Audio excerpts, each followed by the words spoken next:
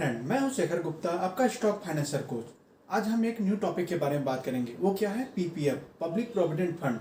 मैंने आपको EPF and PPF के बारे में टोटल बताया था, एम्प्लॉयमेंट प्रोविडेंट फंड और पब्लिक प्रोविडेंट फंड।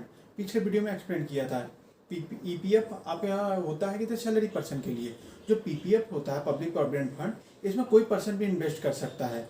ये बेसिकली आपका लॉन्ग टर्म इन्वेस्टमेंट होता है।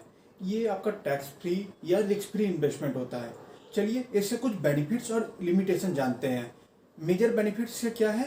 ये आपका रिस्क फ्री इन्वेस्टमेंट है, क्योंकि इससे गवर्नमेंट बैक कर रही है, गवर्नमेंट का सपोर्ट है। दूसरा क्या है? ये आपका टैक्स फ्री इन्वेस्टमेंट है।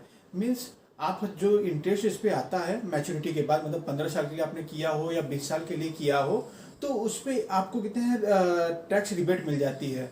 मीन्स उसके जो इंटरेस्ट रहते हैं उस पर आपको टैक्स नहीं देना पड़ता है। तीसरा क्या है? आपका tax rebate under section 80C के तहत। मीन्स सेक्शन 80C के तहत ये बोलता है कि आप जो 1.5 लाख की जो लिमिट है उतने तक आप इसमें टैक्स रिबेट पा सकते हैं। चलिए अब जानते हैं इनकी एलिजिबिलिटी क्या है, कौन इसे अप्लाई कर सकता है। कोई एनआरआई से अप्लाई नहीं कर सकता है। वो इंडिविजुअल रेसिडेंट ऑफ इंडिया होना चाहिए, मतलब इंडियन होना चाहिए। बेसिकली इसे अप्लाई करने के लिए आपको एक बैंक में एक ही अकाउंट होना चाहिए। मतलब आप ऐसा नहीं कर सकते कि आप दूसरे बैंक में गए, दूसरा अकाउंट ओपन करवा लिए, पहले बैंक में एक अकाउंट ओपन करवा लिए। एक पर्सन एक अकाउंट करता है। तीसरा क्या है? कोई अगर माइनर है आपका, मतलब कोई आपका चिल्ड्रन है या कितने वाइफ है, अगर उसका कितने पीएफ अकाउंट आपने ओपन करवाया है, पीपीएफ अकाउंट, तो उसमें यह होगा कि आप उसका हैंडल कर सकते हैं, ओपन करवा सकते हैं। और जो इन्वेस्टमेंट आएगी वो 1.5 लाख तक की कितने जो आप इन्वेस्ट कर सकते हैं मैक्सिमम अमाउंट, यहाँ पे दोनों मिला के करना पड़ेगा। और तीसरा क्या है? कोई एनआरआई से अप्लाई नहीं कर सकता है।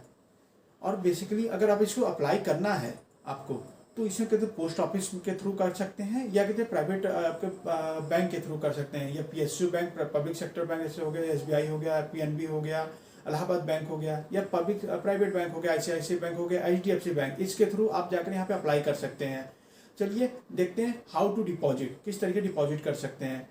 मिनिमम आप एक फाइनेंशियल ईयर में 500 से लेकर 1.5 लाख तक का आप इन्वेस्ट कर सकते हैं। मतलब एक फाइनेंशियल ईयर में मान लीजिए आप और आपके माइनर दोनों का कितने हैं जो डिपॉजिट कर रहे हैं पीपीएफ में, दोनों का मिलाकर कितने 1.5 लाख तक रहना चाहिए। उससे अधिक नहीं रहना चाहिए और ना उससे कम। और बेसिकली अगर आप सिंगल कर रहे हैं तो अगर आप 1.5 लाख से ऊपर आपने इन्वेस्ट किया है तो उस पर आपको इंटरेस्ट नहीं मिलेगा, केवल 1.5 लाख पर ही आपको इंटरेस्ट मिलेगा। और इससे आप कैसे डिपॉजिट कर सकते हैं? इससे आप मंथली कर सकते हैं, क्वार्टरली कर सकते हैं, हाफ ईयरली कर सकते हैं या एनुअली कर सकते हैं। इस हिसाब से अपना कहते हैं इंस्टॉलमेंट आप बनवा सकते हैं अपना। और बेसिकली अगर इसे आप डिपॉजिट करना है तो मिनिमम 1 इंस्टॉलमेंट थी कितने पहले फाइनेंशियल ईयर में, फिर से 12 इंस्टॉलमेंट थी, 1 से 12। अब वो हट गई है, आप कितना चाहे उतना डिपॉजिट कर सकते हैं बेसिकली। अब इसके मैच्योरिटी पीरियड देख लेते हैं। ये 15 साल के लॉक हो जाते हैं। आप चाहे तो उससे पहले भी विड्रॉ कर सकते हैं कुछ इमरजेंसी केस में, पर ये जो आपको मैच्योरिटी के बाद जो आपको इंटरेस्ट मिलेगा वो आपको फायदेमंद रहेगा। आप इसे एक्सटेंड कर सकते हैं 20 साल तक, ये टोटली आप पर डिपेंड करता है। मगर अगर मान लीजिए आपने कितने फाइनेंशियल ईयर 1 अगस्त 2020 में आपने इसे इन्वेस्ट किया है, वो फाइनेंशियल ईयर नहीं काउंट होगा।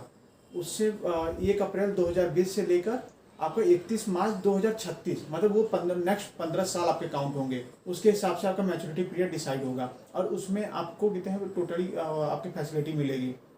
हाँ, आप ये मैच्योरिटी पीरियड 15 साल की हो सकती है। आप उसे एक्सटेंड कर सकते हैं 20 साल तक या 25 साल तक, आप पे डिपेंड करता है।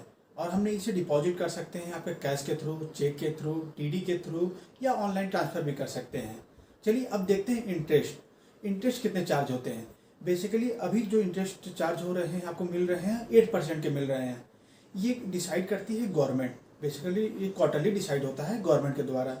बेसिकली जो अभी 15 साल का मैंने देखा कि जो इंटरेस्ट मिल रहे हैं इस पर 7.5 से लेकर 9% तक ये मिल रहे हैं।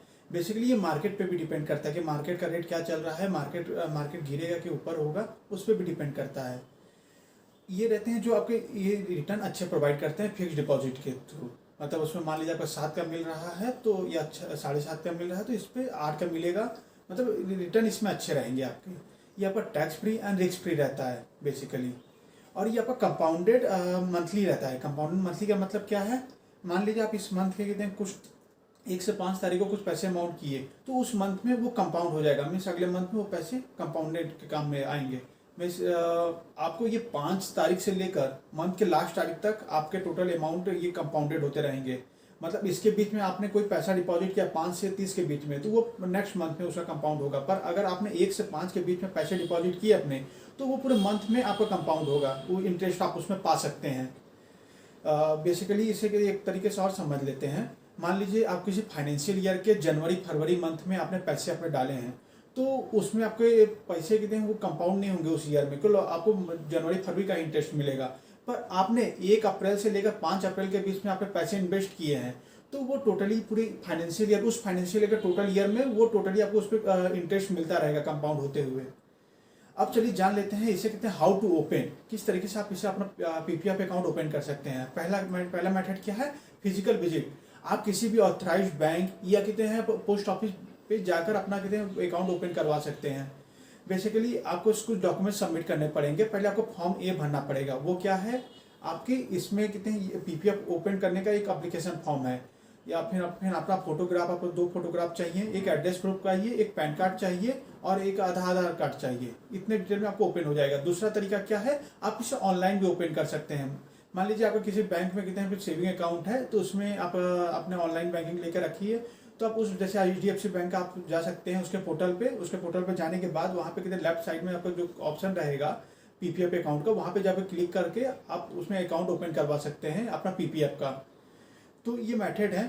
अब चलिए हम देखते हैं इसे प्री मैच्योर विड्रॉल मीन्स आप कोई कुछ इमरजेंसी पड़ गई, आप 15 साल का टोटल टाइम पीरियड कंप्लीट नहीं कर पाए, उससे पहले ही आपको पैसे निकालने हैं, तो आप क्या करेंगे। उसके लिए कितने 2 ऑप्शन आए हैं। एक क्या है, आपका अगर 3rd फाइनेंशियल ईयर से लेकर आप 6th फाइनेंशियल ईयर के बीच में आपको पैसे की जरूरत पड़ गई। मान लीजिए आपने कितने 1 जुलाई 2020 में आपने कितने अपना पीपीएफ अकाउंट ओपन करवाया, ठीक। अब उसके बाद जो काउंट होता है तो आपका 1 अप्रैल 2021 से लेकर आपका 31 मार्च 2036 तक 15 साल का टोटल काउंट होता है। तो आपको 3rd फाइनेंशियल ईयर में 1 अप्रैल 2022 से जरूरत पड़ गई आपकी 31 मार्च 2025, मतलब ये फाइनेंशियल ईयर का 3rd फाइनेंशियल ईयर से 6 फाइनेंशियल ईयर के बीच में। तो आप इस पे जो आपको लोन ले सकते हैं आप। पहला ऑप्शन क्या है, लोन। इस पे जो आप लोन लेंगे वो जो पीपीएफ अकाउंट में आपको जो इंटरेस्ट मिल रहा है उससे 2% एक्स्ट्रा आपको देना पड़ेगा। मीन्स जो पीपीएफ का भी चार्ज चल रहा है मार्केट के हिसाब से, उससे 2% एक्स्ट्रा आपको मिल सकता है। आप लोन ले सकते हैं 3rd फाइनेंशियल ईयर से लेकर 6 फाइनेंशियल ईयर के बाद। फिर अगर आप 7 फाइनेंशियल ईयर मतलब 7 फाइनेंशियल ऑनवर्ड, मतलब 6 फाइनेंशियल के बाद और 7 फाइनेंशियल ऑनवर्ड आपको चाहिए, तो आप पार्शियल विड्रॉल कर सकते हैं। मीन्स आप पैसा अपना निकाल सकते हैं। मीन्स 7 फाइनेंशियल ईयर मीन्स आपका 1 अप्रैल 2026 से लेकर उसके बाद 31 मार्च 2036 तक, इसके बीच में आप अपने कितने हैं ये पार्शियल विड्रॉल कर सकते हैं, मतलब पैसे निकाल सकते हैं। एक इंस्टॉलमेंट पर आप फाइनेंशियल ईयर पे आप निकाल सकते हैं। इसको मैं एग्जांपल के थ्रू समझा देता हूँ। मान लीजिए आपने अभी कितने हैं मैंने बताया 1 जुलाई 2020 में आपने अकाउंट ओपन करवाया, तो आप 22 से लेकर मतलब 22 फाइनेंशियल ईयर से लेकर 26 के फाइनेंशियल ईयर में इसमें आपका टोटल लोन ले सकते हैं। और फिर उसके बाद 26 से लेकर 35 तक आप अपना पार्शियल विड्रॉल कर सकते हैं। ये फैसिलिटी है टोटली। अच्छा पॉइंट देख लेते हैं, वो है डेप्ट और लायबिलिटी पेमेंट। पीपीएफ अकाउंट को किसी डेप्ट और लायबिलिटी पेमेंट के अगेंस्ट अटैच नहीं किया जा सकता। मान लीजिए आप पे किसी कर्जा चढ़ गया हो, तो कोर्ट कभी आपको ये परमिशन नहीं देगा कि आपने किसी पीपीएफ अकाउंट से पैसे निकाल कर आप पेमेंट करें। ये जो पीपीएफ अकाउंट में जो पैसे पड़े रहते हैं वो लॉन्ग टर्म इन्वेस्टमेंट के लिए रहते हैं। वो आप अपने चाइल्ड के मैरिज या अपने एजुकेशन या अपने लॉन्ग टर्म गोल्स पूरा करने के लिए आप कर सकते हैं, या आपको कुछ सीरियस इलनेस आए उस तरीके से यूज़ कर सकते हैं। अब इसमें देख सकते हैं कि अगर आप कितने अपना पैसे कितने आप इन्वेस्ट डिपॉजिट करना बंद कर दें, मान लीजिए कि आप 500 रुपये का हर फाइनेंशियल ईयर आप डिपॉजिट कर रहे हैं, पर वो आप देना बंद कर दें, तो आपका अकाउंट जो है वो इनएक्टिव हो जाएगा। उसे एक्टिव करने के लिए आपको क्या करना पड़ेगा, आप मान लीजिए 5 साल के लिए आपने पैसे नहीं पे किए हैं, हर साल आप 500 रुपये पे कर रहे हैं, तो इस हिसाब से 5 × 500 तो मतलब 2500 रुपये आपको पे करने पड़ेंगे। और पेनल्टी आपको कितना लगेगी, हर साल 50 रुपये की। इस हिसाब से मान लीजिए 5 साल के हिसाब से आपको 250 रुपये पेनल्टी पे करनी पड़ेगी। इतने पे करने के बाद आपका जो अकाउंट इनएक्टिव हो गया था वो एक्टिव हो जाएगा। अब आप चाहते हैं अपना प्री मैच्योर क्लोजर, वो कैसे क्लोज कर सकते हैं, इसी के लिए 2 कंडीशन है। पहला क्या है कि आपको 5 साल अपने पूरे कंप्लीट करने पड़ेंगे। 5 साल कंप्लीट होने के के लिए भी दो कंडीशन है बेसिकली। आपको जब किसी का सीरियस इलनेस का कंडीशन आ जाए, मतलब किसी को भी कोई बीमार पड़ जाए या कुछ ऐसी कंडीशन आ जाए, तो उसके लिए आपको अपना डॉक्यूमेंट सबमिट करना पड़ेगा। वो डॉक्यूमेंट में टोटली आपको यहाँ पे आपको पीपीएफ अकाउंट से पैसे आप विड्रॉ कर सकते हैं। दूसरा केस क्या है, आपका हायर एजुकेशन मीन्स अगर आप कहते हैं अपने हाई जैसे आप एमबीए करने जा रहे हैं या फॉरेन में या कहीं भी कुछ भी करने जा रहे हैं, या आप एमबीए इंडिया में ही एमबीए कर रहे हैं, तो उसके लिए आप अपने पीपीएफ अकाउंट से क्लोज कर सकते हैं 15 साल से पहले ही। या कहते हैं आप अपने जो माइनर है जिसका अकाउंट आप होल्ड कर रहे हैं वो हायर एजुकेशन के लिए जा रहा है, तो उसका अकाउंट आप बंद कर सकते हैं। तो ये हम जाने कि किस तरीके से आपका टोटल अकाउंट 15 साल से पहले क्लोज हो सकता है। दूसरा हम देखते हैं टू अदर बैंक या अकाउंट ट्रांसफर। मान लीजिए आपका कितने एसबीआई बैंक में आपका पीपीएफ अकाउंट है, आप उससे कितने एसबीआई के दूसरे ब्रांच में ट्रांसफर करना चाहते हैं तो उसे ट्रांसफर कर सकते हैं, या आप पीएनबी में ट्रांसफर करना चाहते हैं तो उसे भी ट्रांसफर कर सकते हैं, या पोस्ट ऑफिस का भी ऑप्शन है वहाँ पे भी आप ट्रांसफर कर सकते हैं। चलिए हम इसे कैलकुलेट करते हैं एक एग्जांपल के लेकर कि आपका कितना 15 साल के बाद टोटल अमाउंट बनेगा। मैं एक एग्जांपल एक ले लेता हूँ। एक रवि नाम का इंसान है, उसने हर महीने 10,000 रुपये डिपॉजिट कर रहा है 15 साल के लिए। उससे जो इंटरेस्ट मिल रहा है पीपीएफ में 8% का मिल रहा है। उस हिसाब से 15 साल में उसने कितना डिपॉजिट किया, आपका 18 लाख रुपए, और उसे इंटरेस्ट कितना मिला 16,60,382 रुपए। उस हिसाब से जब वो 15 साल पूरे हो जाएंगे तो उसको टोटल अमाउंट कितना मिलेगा, आपका 34,60,382 रुपए। इसे मैंने कैसे कैलकुलेट किया, इसे मैंने पीपीएफ कैलकुलेटर के थ्रू कैलकुलेट किया। चलिए मिलते हैं नेक्स्ट वीडियो के लिए, तब के लिए इतना ही, धन्यवाद।